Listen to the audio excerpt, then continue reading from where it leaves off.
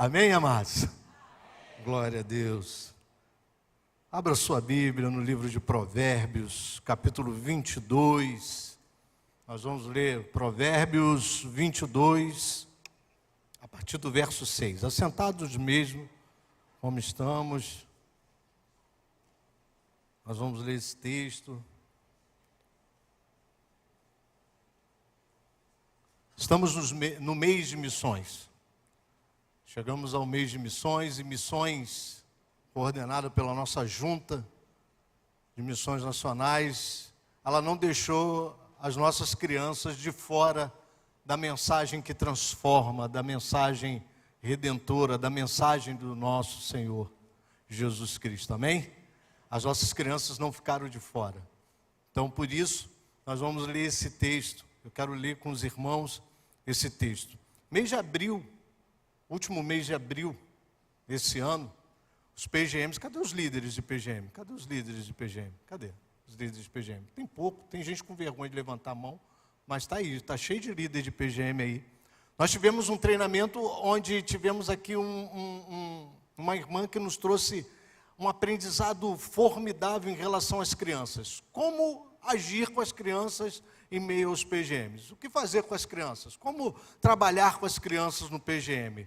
Né? O que nós vamos fazer? E a lição dessa semana, a lição que começa hoje dos pequenos grupos multiplicadores, dos nossos PGMs, vai tratar exatamente da importância da criança, o quanto devemos evangelizar as nossas crianças, como trabalhar com as nossas crianças dentro dos pequenos grupos multiplicadores. Então, caso você, líder de PGM, ache estranho, né, encontrar uma lição tratando sobre educação cristã infantil, sobre como lidar com as crianças do PGM, você ficar pensando, poxa, mas não tem criança aqui, como é que eu vou lidar com esse aspecto, como que eu vou trabalhar essa lição?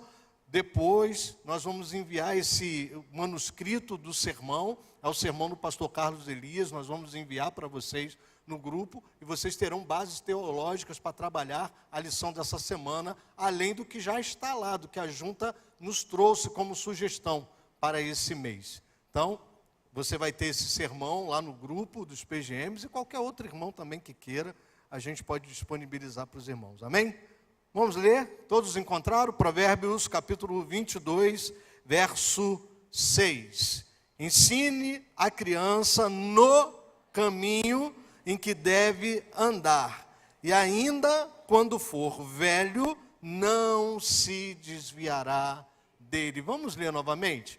É um texto tão conhecido, que cai no nosso esquecimento.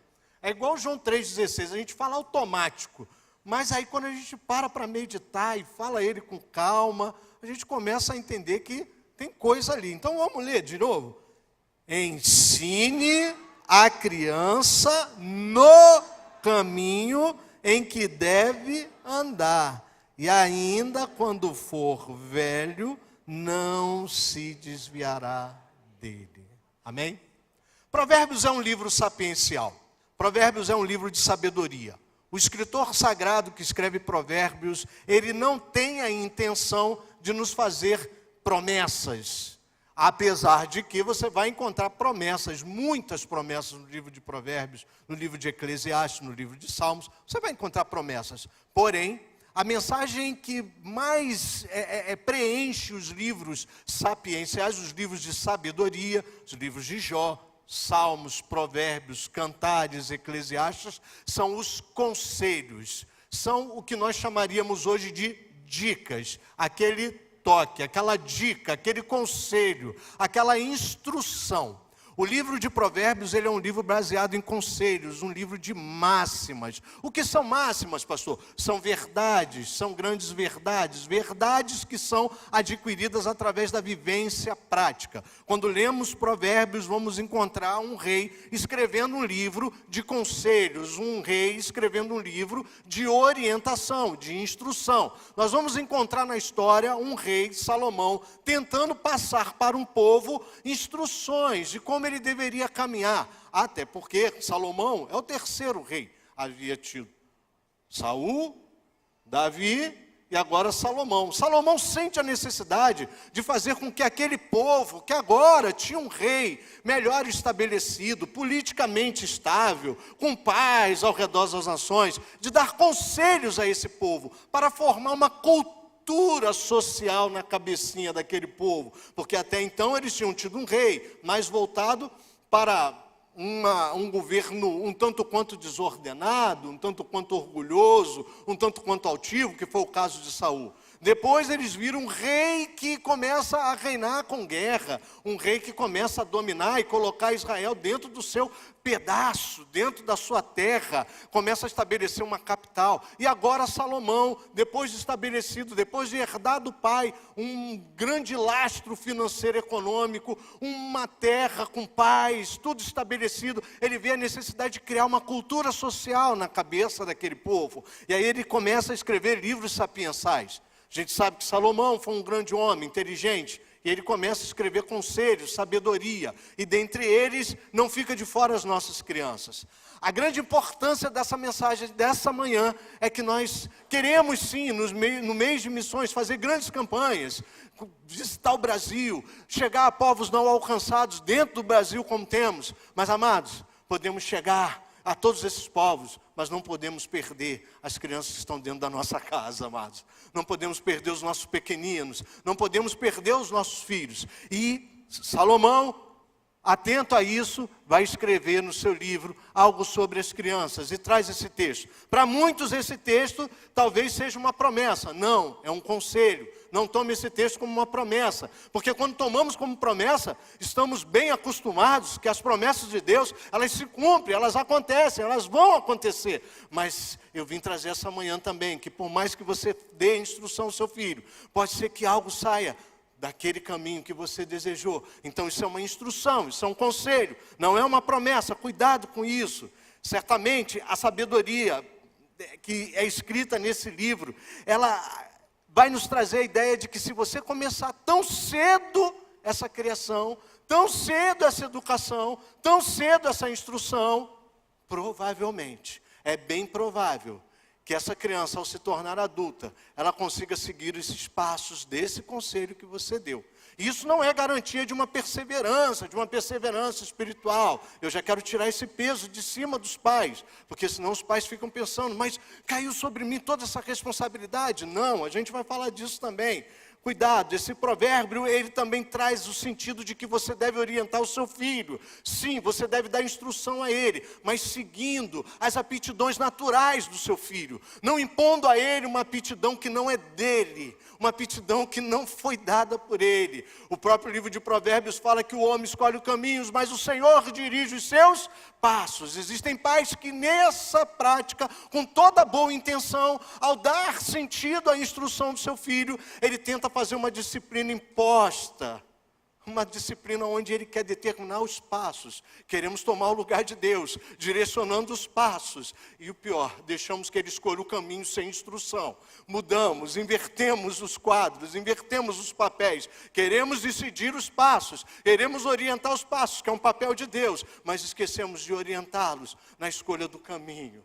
E aí essa instrução acaba se perdendo, porque queremos impor a ele, não, você vai fazer essa faculdade, você vai fazer esse estudo, você vai estudar isso, porque eu sei que isso vai te trazer um bom caminho. E às vezes tiramos a criança daquele caminho onde Deus quer usá-la.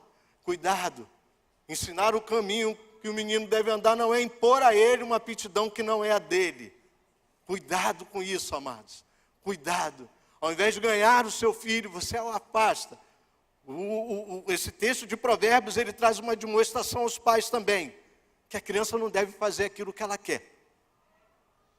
A criança, ela não deve fazer aquilo que ela quer. Dar a ela a autonomia de uma escolha que talvez ela ainda não tenha. Esse texto também vai nos dar essa sugestão. E aí você deve estar se perguntando, mas pastor, por que é tão difícil? Pastor, por que é tão difícil esse tipo de instrução? Por que desde cedo nós devemos começar? Por que desde criança nós devemos começar? Por que desde antes, com o ensino precoce, uma instrução precoce, nós devemos começar esse ensino, essa instrução, esse ensinar à criança o caminho que ela deve andar? Nós devemos começar de cedo, Porque, infelizmente, nós temos uma natureza pecaminosa. Se você abrir o Salmo 51, verso 5, Salmo 51, verso 5, você vai encontrar um homem, um rei, pai do escritor desse livro, dizendo, confessando o pecado dele ao Senhor. Ele fala, pequei contra ti, pequei, Senhor, eu pequei. Nós sabemos aqui quais foram os pecados de Davi, mas ele fala no verso 5, eu nasci, aonde? Na iniquidade, e em pecado me concebeu a minha mãe. Por mais que nós achemos que os nossos filhos são inocentes, essa realidade, ela existe, ela é real. Desculpa aí o exagero, uma realidade real, mas a gente precisa entender. A gente toma como realidade, mas acha que na vida do nosso filho não vai acontecer. É realidade nos filhos dos outros, não. Todos nós fomos concebidos em pecado. Infelizmente existe uma natureza pecaminosa, e aqui cabe um parênteses teológico. Coisa rápida, mas que eu preciso te informar. Os melhores tratados teológicos, pastor Felipe, vão dizer que existem dois fatores aqui. A criança ela é concebida em pecado.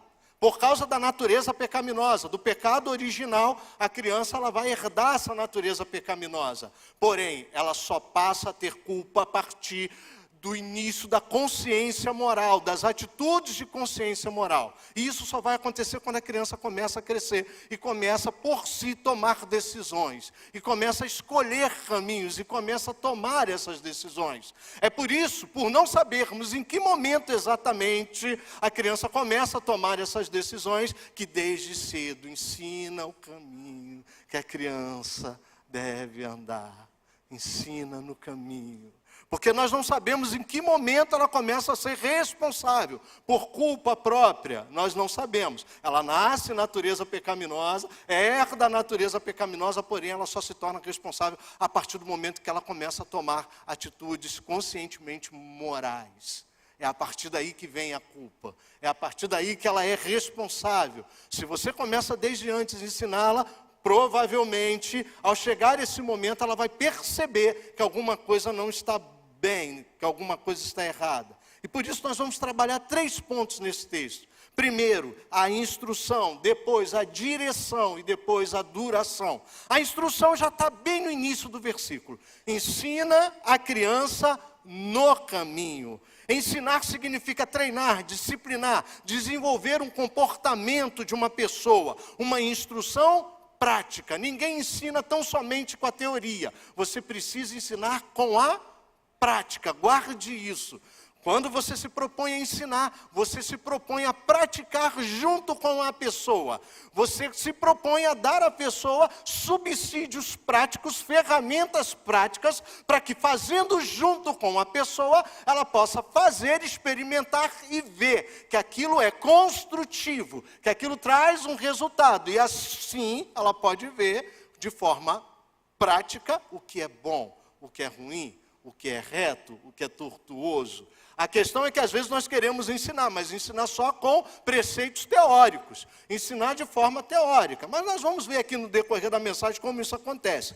Criança no texto aqui quer dizer criança pequena. Se nós pegarmos no original, nós vamos encontrar criança pequena, uma criança que é jovem, uma criança ainda em formação. Então, ensina a criança significa pegar um pequeno, criança na tenra idade e ensiná-la com prática, levar ela para um caminho que nós vamos entender que caminho é esse. No ensino, nesse processo de ensino, nessa forma de ensino, você precisa prestar atenção em alguns pressupostos que nós não podemos errar logo quando nos predispomos a ensinar. Nós não podemos ensinar, os pais não devem ensinar o caminho em que os filhos querem andar. É isso que o versículo fala?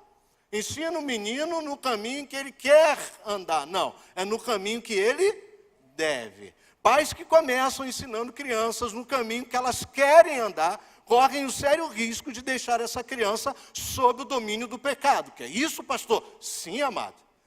Se você voltar no diálogo que Deus teve com Caim, quando estava prestes a matar seu irmão, você vai perceber que Deus fala o que em Gênesis 4:7? Se fizer o que é certo, Não é verdade que você será aceito? Mas se não fizer o que é certo, eis que o pecado está onde? A sua o quê? Espera. O desejo dele será contra você. Mas é necessário que você o domine. Amado, desde o princípio em Gênesis, você vai ver que toda essa passagem que Salomão escreve está alinhada com toda a mensagem bíblica. Deus fala para Caim, olha, cuidado com o que você está querendo, cuidado com o que você deseja. Se você não tiver domínio sobre o que você deseja, ele terá domínio sobre você.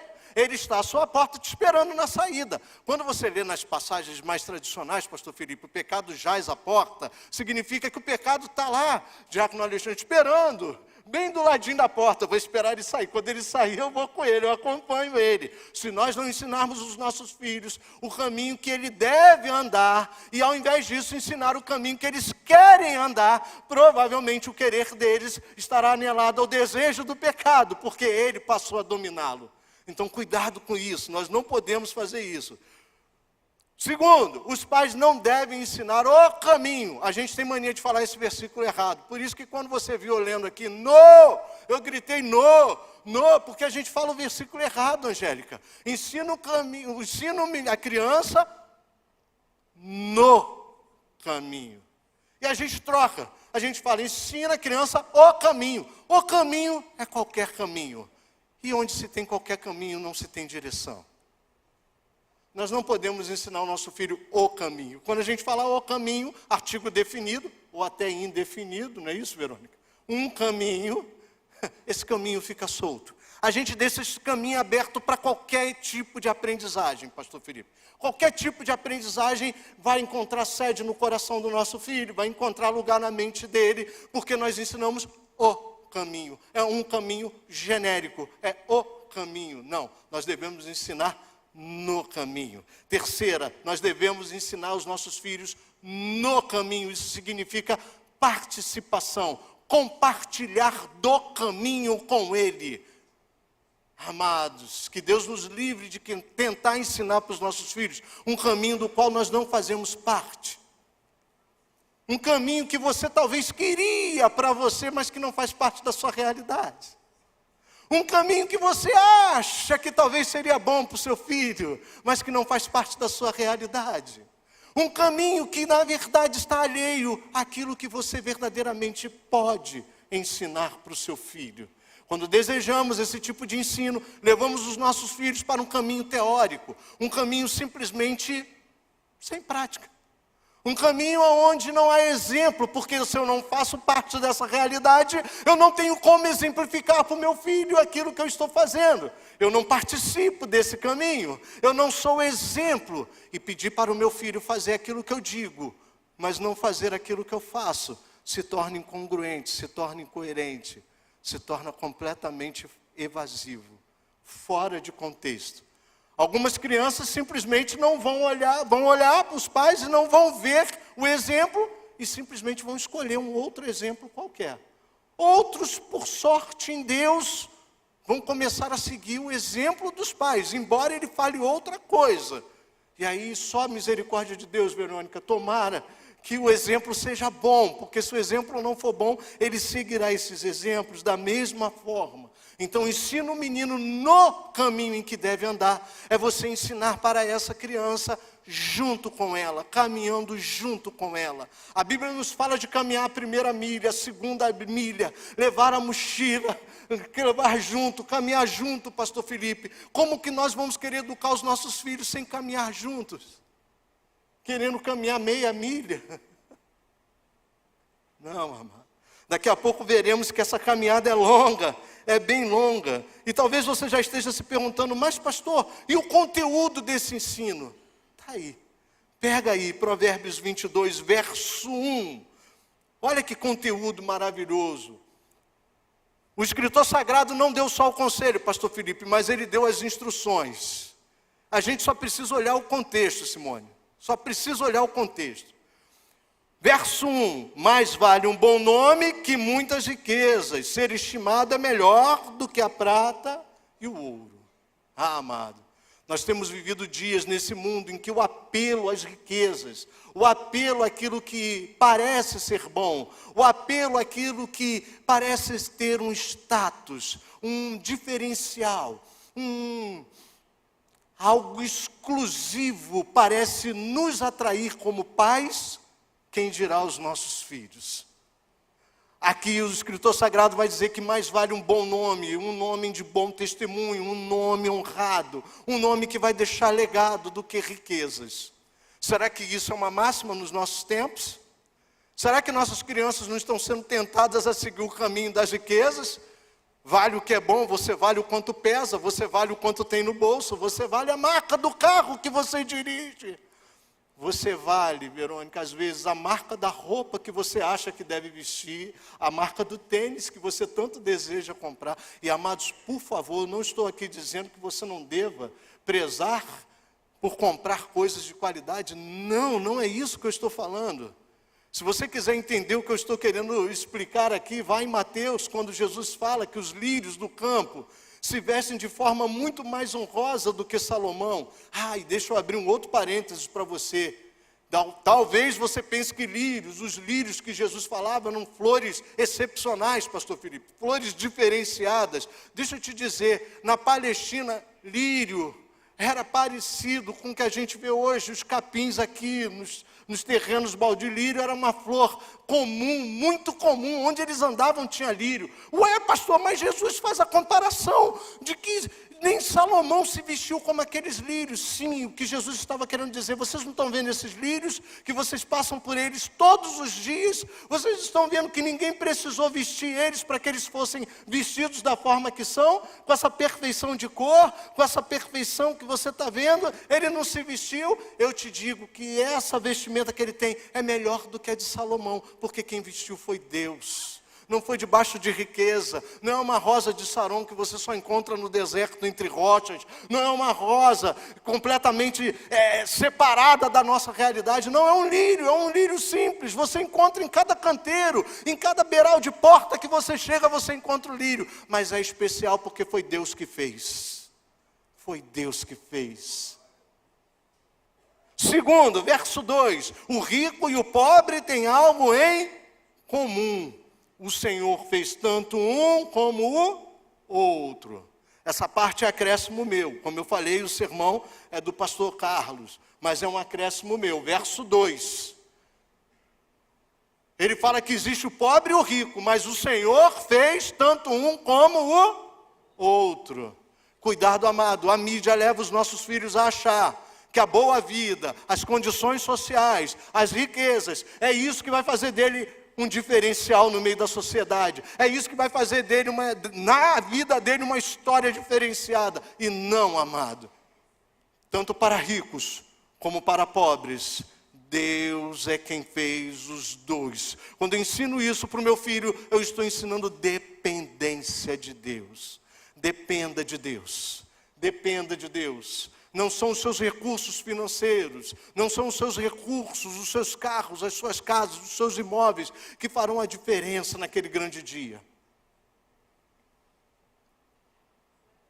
O que fará a diferença naquele grande dia é você saber que você é feitura das mãos de Deus, que você o louva, que você o adora, que você acredita nele, que você creu nele, porque você é obra das mãos dele. Ou seja, aquilo que pode acontecer de bom na sua vida não depende daquilo que você adquiriu nesta vida.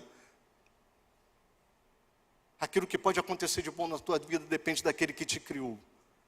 No verso 2, Salomão está dizendo, olha, rico e pobre existem.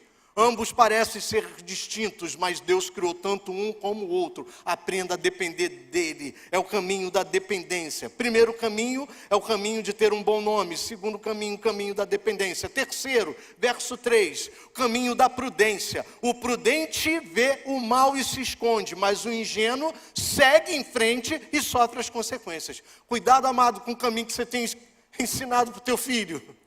Cuidado, amado. Ensina o caminho da prudência. Prudência é uma palavra que parece que caiu de moda, Verônica. Está em desuso. Está em desuso, prudência. Você ser prudente parece que você é careta, você é chato. Você é muito certinho. Quantos filhos nossos, quantos adolescentes você acha que já não ouviu isso na escola? Eu costumo dizer que é a primeira frase da tentação, minha ministra. Ah, você é muito quadrado, você é muito ultrapassado, não é assim não. Quando eu era jovem, você pode calcular aí, você pode fazer aí as contas, você pode calcular. Quando eu era jovem, primeira igreja batista em Madureira, eu escutei um pastor pregando e falando o seguinte, pastor Felipe, a maior tentação do jovem é a de não ser diferente. Nossa, naquela época aquilo deu um nó na minha cabeça. Eu falei, o que ele está querendo dizer? Eu não entendia. Ele está afirmando, está negando, e depois é que eu fui entender que a minha maior tentação era de não ser diferente. Ou seja, eu só venceria aquela tentação se eu não tentasse ser diferente, tentasse seguir o caminho reto. A questão é que a prudência nos leva para o caminho da retidão, mas a diferença, a imprudência, sempre me leva a ser diferenciado. E às vezes queremos ter o reconhecimento daquilo que somos. Somos diferenciados, somos melhores, somos mais contextualizados, pastor Felipe, quando pegamos o caminho da imprudência. É quando eu acelero mais o carro, é quando eu ando de bicicleta fazendo manobra daquele jeito, é quando eu pego o meu skate, desço, subo, faço e aconteço. E cuidado, por causa dessa natureza pecaminosa, os nossos filhos criam isso rapidamente. Eles criam essa astúcia, eles criam esse desejo de ser diferente dos outros. Não, eu vou fazer melhor.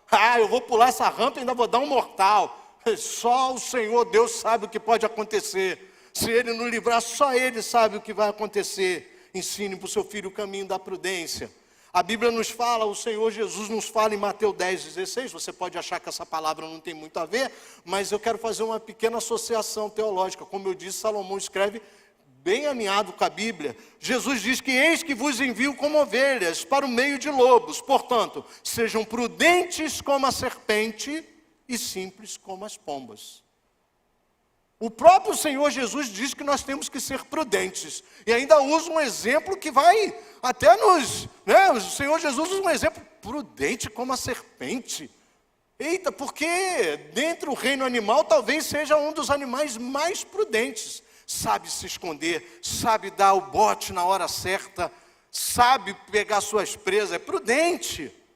Mas, em contrapartida, nós não vamos ser só prudentes como a serpente. Vamos ser simples como a... A questão é que tem gente tentando ensinar para os seus filhos a serem simples como a serpente, Verônica, e prudente como a pomba. Gente, a pomba não tem prudência nenhuma, pastor Felipe. Você está andando de carro na rua, o pombo passa na frente, ele não voa, ele só voa quando ele sente um movimento diferente, ele voa. Por isso que você vê tantos pombos mortos, porque ele não é prudente, ele é simples. E se nós formos esperar a simplicidade da serpente, nós vamos ensinar aos nossos filhos uma lição de altivez que não tem tamanho. Porque serpentes não são simples, serpentes são ativas, serpentes são orgulhosas daquilo que elas podem, da capacidade que têm. Rastejam e, no entanto, sobrevivem.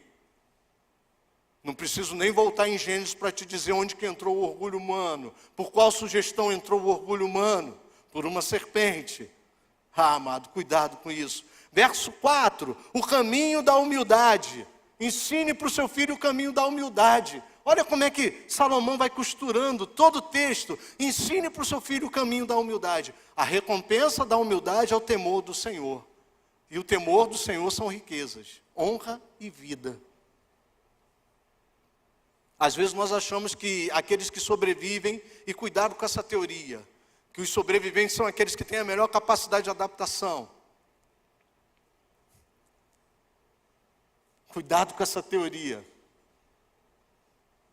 Os sobreviventes são aqueles que têm a melhor capacidade de sobrevivência, de adaptação, orgulhoso de si. Não. Humilhai-vos debaixo da potente mão de Deus. Humilhai-vos debaixo da potente mão de Deus. O temor do Senhor é o princípio da sabedoria. A humildade que Salomão está falando aqui é aquela humildade que traz temor.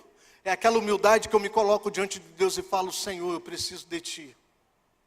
Senhor, eu preciso de Ti, eu não sou ninguém. Senhor, eu não sou maior do que os meus pensamentos. Eu não sou maior do que eu achava que eu era. Senhor, eu sou tão pequeno diante de Ti. Eu preciso tanto de ti. Reverendo Hernandes Dias Lopes diz que o Hernandes Dias e o Nicodemos, ambos falam que a oração é para os fracos. Por isso é que eles oram. Eu convido os irmãos a orar nessa tarefa de ensinar o nosso filho no caminho que ele deve andar.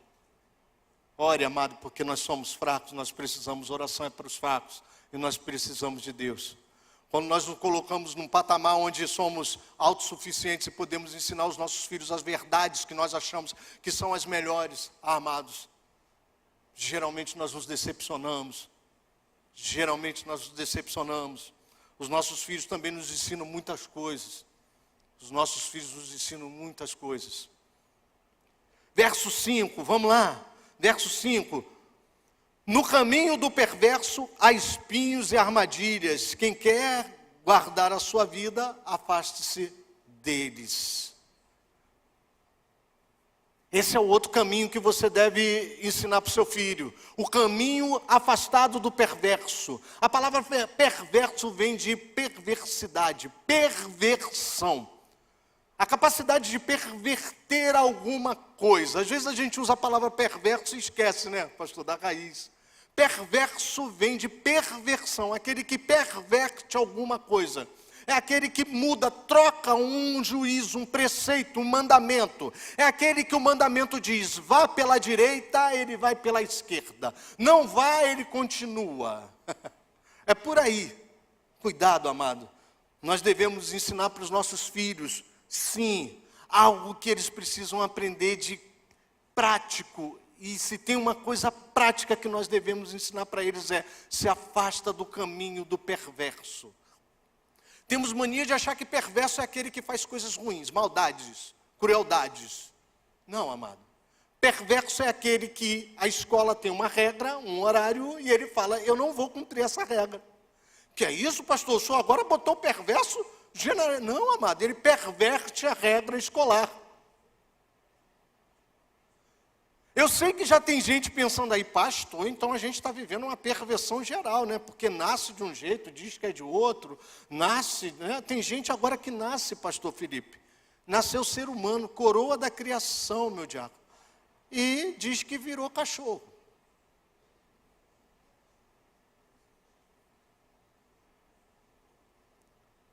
Tem um que se pintou todo, Angélica, não sei onde foi, diz que é zebra. Amado, isso é a maior perversão que alguém pode fazer diante do Senhor Deus. Nasce coroa da criação e se coloca como uma criatura normal. Isso é perversão. Afasta o teu filho do caminho da perversão.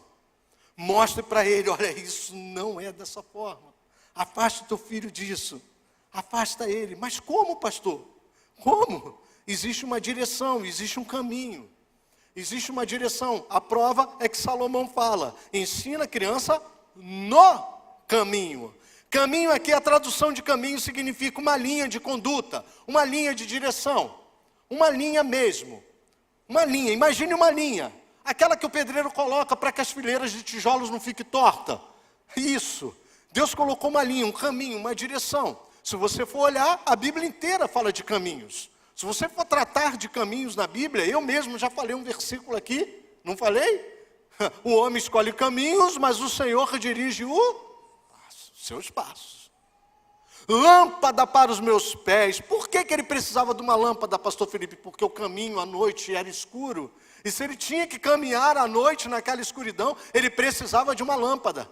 E o escritor sagrado sabe que a única lâmpada que pode iluminar o nosso caminho nesse mundo tenebroso e escuro é a palavra do Senhor.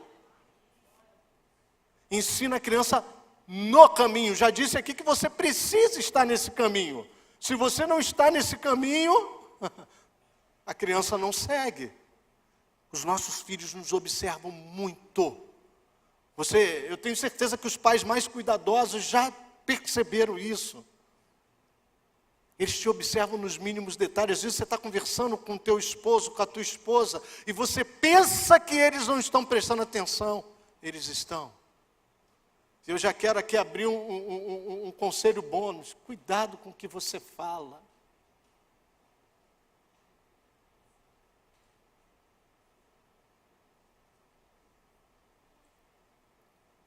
Aquela crítica que você quer fazer do pastor Alexandre na mensagem, deixa para depois que você estiver longe do teu filho.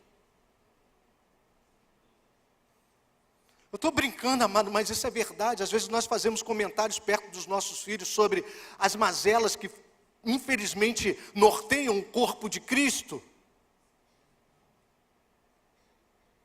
Fazemos críticas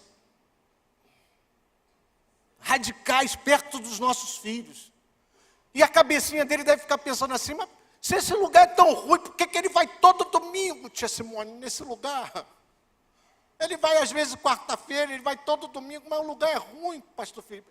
A criança não entende, é incongruente. Deixa eu te falar, o lugar de você desabafar tuas mágoas é aos pés do Senhor Jesus. O lugar de você falar dos seus irmãos é aos pés do Senhor Jesus. O lugar de você fazer as críticas é aos pés do Senhor Jesus. Mas pastor, o senhor está estimulando a gente a fazer? Não, eu estou pedindo para que você vá aos pés da cruz. Porque talvez o excesso de crítica que nós temos esteja precisando ser crucificado também. Está vivinho da Silva. E é esse o exemplo que os nossos filhos começam a ver. Os nossos filhos precisam estar no caminho, mas que caminho você tem desenhado para o teu filho? Olha o que Provérbios 23, 19 vai dizer. Olha o que Provérbios 23, 19. Escute, meu filho, e seja sábio. Guie o seu coração no caminho reto. O livro de Provérbios vai falar várias vezes de caminho reto, mas não é só Provérbios. Olha, Jó 31, 7 a 8. Se os meus passos se desviaram do caminho, se o meu coração segue os meus olhos, se alguma mancha se apegou às minhas mãos, então que os outros comam o que eu semeei, e que seja arrancado o que se produz no meu campo. Jó ele está fazendo uma defesa. Jó ele está ali fazendo uma defesa, ele está falando, olha, se eu fiz alguma coisa de errada, que os outros possam comer o fruto do meu campo. Mas você percebeu qual foi o percurso que Jó fez para explicar o erro, que provavelmente ele estaria sendo condenado? Olha, vou ler de novo. Se os meus passos se desviaram do caminho, ou seja, a primeira coisa que Jó fala é, se os meus passos saíram do caminho. Amado, existe um caminho. Quem se relaciona com Deus sabe que existe um caminho, porque Ele é o caminho, Ele é a verdade e Ele é a vida. E ninguém vai ao Pai se não entrar por esse caminho. Existe um caminho. Jó nem sonhava com o Evangelho de João. Ele nem sonhava do apóstolo João estar escrevendo João 14:6. É 14:6, não é, pastor? Eu sou o caminho, a verdade e a vida, ninguém vem ao Pai. Ele fala assim, se eu me desviar, se os meus passos se desviaram, como é que se desvia? Se o meu coração segue os meus olhos, ou seja, se a minha concepção de pecado é formada no meu coração através do que eu vejo, do que eu almejo, do que eu desejo, do que eu invejo, do que eu idealizo. Aí ele vai e fala assim, olha, se o meu coração segue os meus olhos, se alguma mancha se apegou nas minhas mãos, ou seja, se a minha prática se tornou pecaminosa, se as minhas mãos começaram a fazer o que era mal, que os outros comam o fruto do meu campo, do meu trabalho. Aquilo que seria o meu reconhecimento, a minha recompensa, passa para os outros. Quem de nós aqui, sendo maus, daríamos coisas ruins para os nossos filhos? Isso é Jesus quem fala. Você vai querer que o seu filho produza para os outros comerem? Então ensina ele o caminho. Ensina ele o caminho. O caminho fala de conduta, uma boa conduta. E esse ensino não é fácil. Ensinar o caminho reto aos nossos filhos não é fácil.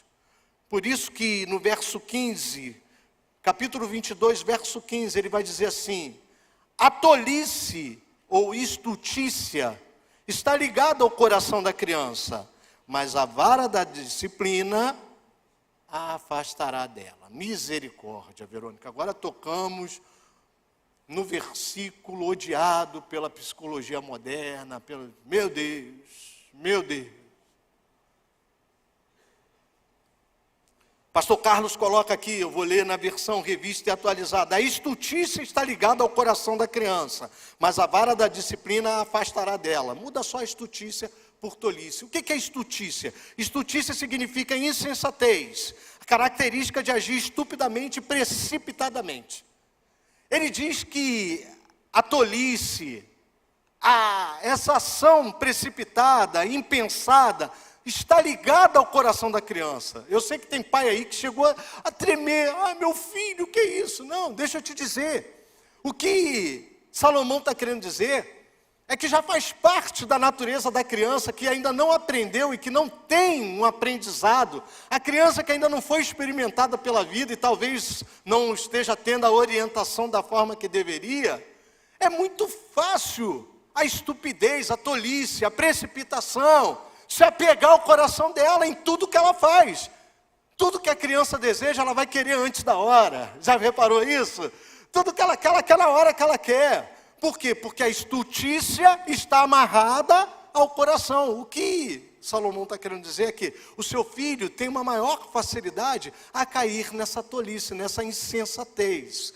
E aí o que Salomão fala? Ele vai dizer que a vara da disciplina afasta dela, afasta a estultícia da criança, afasta esse pensamento, tudo isso. Mas, afinal de contas, pastor, o que é essa vara? Essa vara, ela aponta para a disciplina. Os nossos filhos, toda vez que demonstram insensatez, toda vez que eles demonstram tolice, e aqui o resumo que nós temos é desperdício de tempo, fazendo coisas perigosas, usando mal suas habilidades, ou seja, tem uma capacidade tremenda, mas usa mal essa capacidade, sendo preguiçosos, desafiando autoridades, pais, professores. Não existe autoridade, esquecemos inclusive do texto de Romanos sobre autoridade. Quando o seu filho vê você desafiando uma autoridade, cuidado.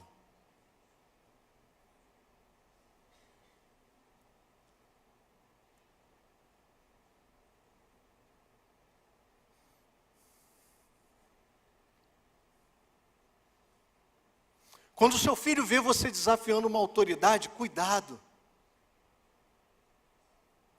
Quando o seu filho vê você vendo uma blitz, onde tem um policial parado, hoje eu não paro nisso. O seu filho aprende. É exemplo, é exemplar. Aí tem gente que pensa que a autoridade é só ser humano, né? Sinal de trânsito é autoridade. Quando seu filho vê você furar o sinal de trânsito, ele vai. Esse vermelho não sai para nada também, não. Dê a preferência. Não. Isso aqui são exemplos práticos. Mas eu vou voltar na autoridade. Quando seu filho vê você amaldiçoando o presidente da República, isso é um exemplo. Qual o exemplo que você prefere que seu filho veja? Você amaldiçoando o presidente da República ou você orando por ele? Por mais que na sua lista de oração, Rodrigo, você coloque tudo que precisa ser tocado por Deus. Deus toca na desonestidade, Deus toca, Pai, toca, Deus, toca na corrupção, toca, Pai, joga por terra. Mas quando seu filho vê você orando, ele quer orar também. Um dos evangelhos diz que os discípulos só pediram para Jesus ensiná-los a orar depois que viu Jesus orando. Eles ficaram observando de longe e Jesus orava. E eu acredito que naquela altura do campeonato, Jesus orava várias vezes, várias vezes. Eles falaram, cara, esse cara não para de orar, isso deve ser bom, isso deve trazer alguma coisa, alguma recompensa. A partir do momento, Rodrigo, que eles começam a ver Jesus fazendo milagres, eles, opa, peraí, eu tenho que orar também. Eu orei por um ali, o cara nem espirrou, eu vou orar também. Quando ele vem da oração, Senhor, nos ensina a orar, porque o exemplo arrasta, o exemplo leva os nossos filhos juntos. Voltando à autoridade, cuidado com o que você fala das autoridades. Não estou falando isso porque faço parte do corpo ministerial, estou falando isso para abençoar a sua vida. Eis aqui uma promessa de restauração para a sua vida, porque falar de autoridade dá muito problema para a nossa vida, você não faz ideia do problema que isso traz. São ministérios travados. Que é isso, pastor? Que mensagem pentecostal? Não, não é não. Deus só dá a chave do carro para filhos responsáveis. Se é para trazer um exemplo prático, vamos trazer esse exemplo prático. Ah, não, porque o pastor Felipe dando aula, misericórdia. Amado, não fale isso não, amado. Parece que você é criança, parece que a tolice toma conta do seu coração. Você já não é mais criança. Por isso que Paulo vai dizer que alguns ainda se comportam como meninos. Se marcou uma hora, chega na hora. Isso é autoridade.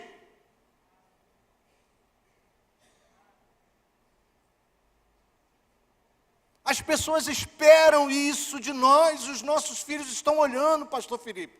Os nossos filhos estão olhando. Se eu chego tarde no culto, o meu filho está sendo criado chegando tarde no culto. Ele quer chegar tarde no culto. Pronto. Se eu como no culto, o meu filho vai querer comer no culto.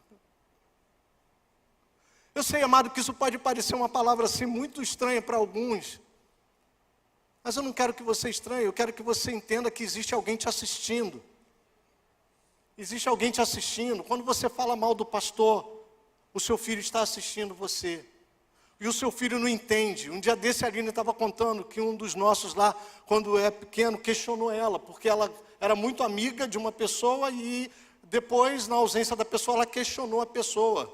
E aí o João pegou e falou, não, mãe, você é amiga ou você fala mal? Pronto, confrontou ela. É tão bom quando Deus usa o filho para fazer isso, né, mãe? É bom porque aí a gente toma aquele susto e fala, eita, o que eu fiz agora? O que eu fiz agora? Cuidado, amado. Cuidado. Jó capítulo 5, verso 17 diz, bem-aventurado é o homem a quem Deus disciplina. Não desprezes, pois, a disciplina do Todo-Poderoso. Disciplinar o teu filho não deve ser algo como castigá-lo. Tire essa palavra do seu dicionário. Tire essa palavra do seu dicionário. Disciplina não é castigo. Disciplina, primeiro, deve levar a criança novamente aos caminhos do Senhor. Só que a criança só entende os caminhos do Senhor quando ela vê os pais trilhando esse caminho. Quebra de autoridade a sair desse caminho. A disciplina deve revelar para a criança a incapacidade que ela tem de atender os padrões morais de Deus. Aí você deve estar perguntando, mas pastor, quem vai atender? Nós só podemos atender em Cristo. Leve a sua criança para o caminho de Cristo. Cristo foi o único que atendeu esses padrões morais de Deus. Se nós não levarmos os nossos filhos para Cristo, tentarmos criar um sistema de disciplina para tentar colocar o nosso filho no caminho que nós achamos correto, nós vamos falhar miseravelmente. Nós devemos levar nossos filhos a Cristo, deixando de quebrar toda a autoridade, deixando de fazer comentários completamente desnecessários perto dos nossos filhos. É viver uma vida de prática. A Bíblia fala, a Bíblia fala, uma das epístolas, Tiago, se eu não me engano, vai dizer que aquele que ouve a palavra e não pratica, ou seja, ouvir a palavra e não praticar, já demonstra insensatez. Você imagina você praticar algo na frente do seu filho e dizer para ele que ele tem que agir de outra maneira. Efésios capítulo 6, verso 4 diz, e vós pais não provoqueis os vossos filhos a ira, mas criai-os na disciplina, na admoestação do Senhor. Você não deve trazer a ira ao seu filho. Quando você castiga o seu filho, você levanta a ira nele. É isso que você não deve fazer. Você deve discipliná-lo, você deve conversar com ele. Sente aqui. Quero conversar com você. Como você aprendeu a fazer isso?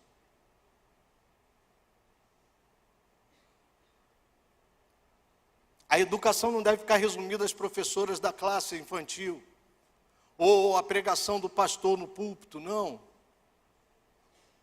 Isso até ajuda, mas os pais são os pedagogos da criança. Vocês são os primeiros pedagogos que a criança tem.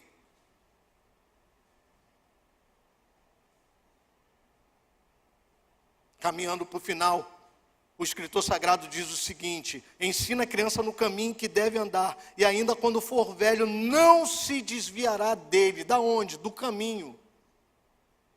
Esse é o terceiro ponto, a duração. E ainda quando for velho, não se desviará dele. De quem? Do caminho, é o segundo tópico. O caminho é a instrução.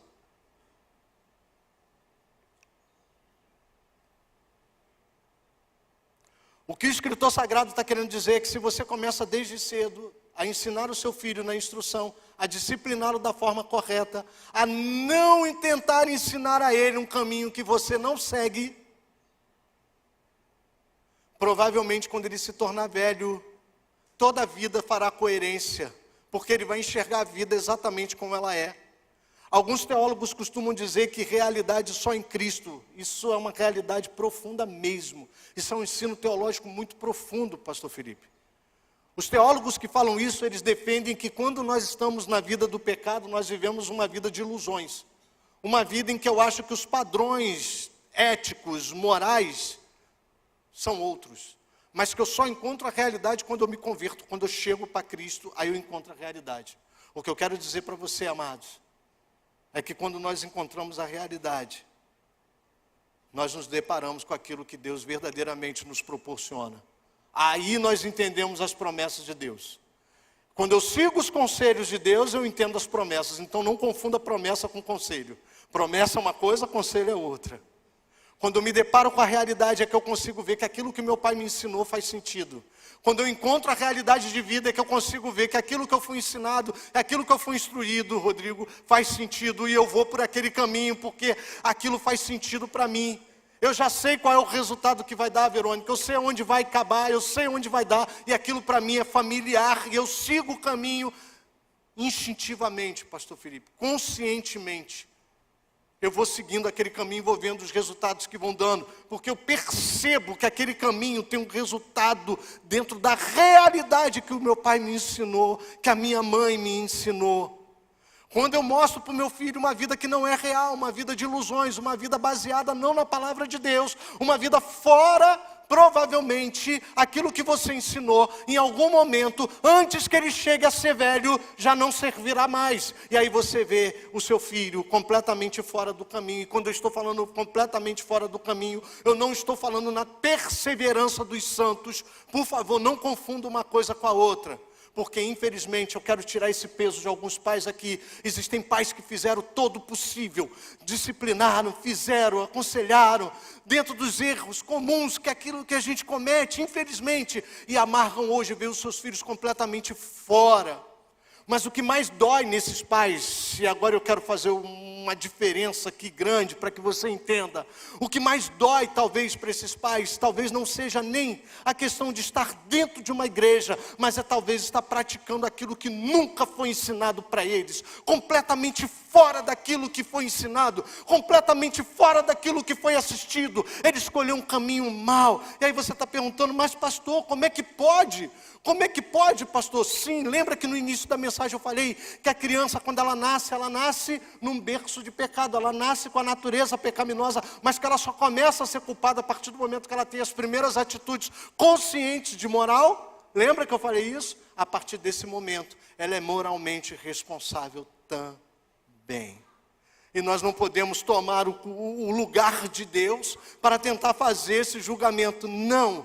Pode ficar tranquilo que é o próprio Deus que vai fazer isso. E talvez você esteja falando assim, mas pastor, o texto fala que quando ele se tornar velho, ele não vai se desviar dele. Mas se ele se desviar, ele encontrará o Senhor dizendo para ele, eu apresentei para você as alternativas. Como assim, pastor? Vamos abrir Deuteronômio 11, 26. Eis que hoje eu ponho diante de vós a bênção e...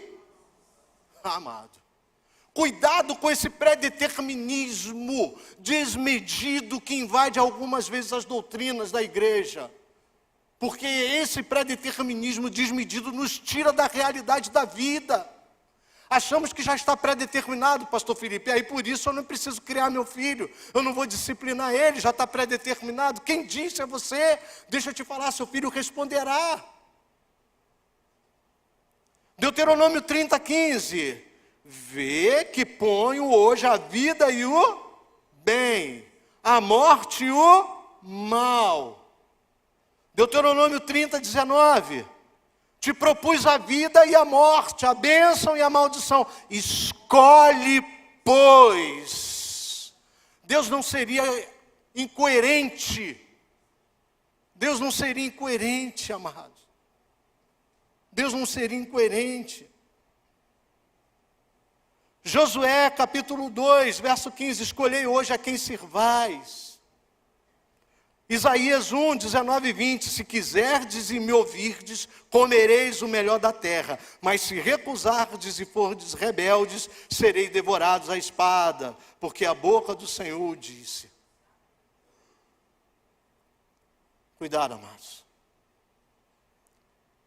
Não aniquile a vida de vocês, porque de repente, talvez, um filho tomou um caminho completamente diferente.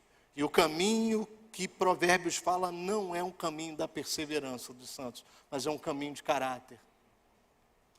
Para que isso seja evitado e para que você tome as rédeas no tempo certo. Já desde novo, quando o caráter começa a ser formado, você precisa instruir o teu filho no caminho, dando exemplo. Pastor Felipe contou aqui um exemplo lindo, domingo passado, se eu não me engano. Eles estavam no culto doméstico. Isso poderia acontecer de várias formas, mas foi no culto doméstico, talvez porque o exemplo fala muito no meio familiar. E ele disse que a filhinha dele, a filha mais velha, não é isso, pastor Felipe? Começou a chorar, porque sentiu o coração aquecido. Começou a chorar e falou, estou sentindo algo diferente. Quem estava aqui no culto assistiu o pastor Felipe falar esse testemunho. Não estou dizendo que o pastor Felipe acertou e que... Não. Eu estou dizendo que os exemplos, quando eles existem de forma materializada, de forma real, a probabilidade deles darem fruto é muito grande. Vamos ficar de pé. Se você é um pai que sente que precisa da orientação de Deus, porque você talvez percebeu que em algum momento, algum desses princípios você deixou escapar pelos dedos, quebrou autoridades, fez o que não devia, deu exemplos que seu filho não via congruência.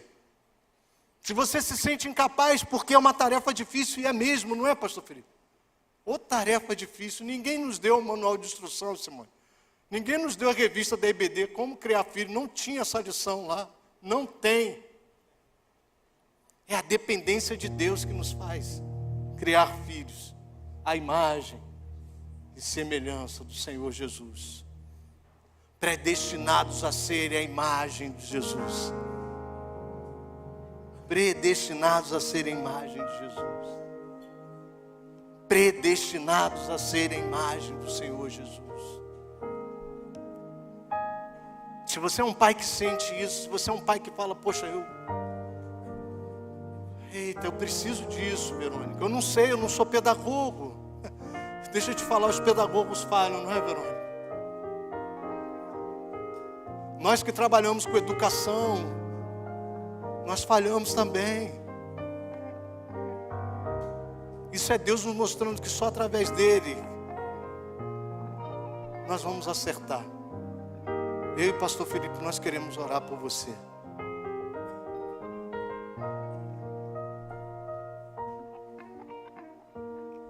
Amém. Vamos falar com Deus.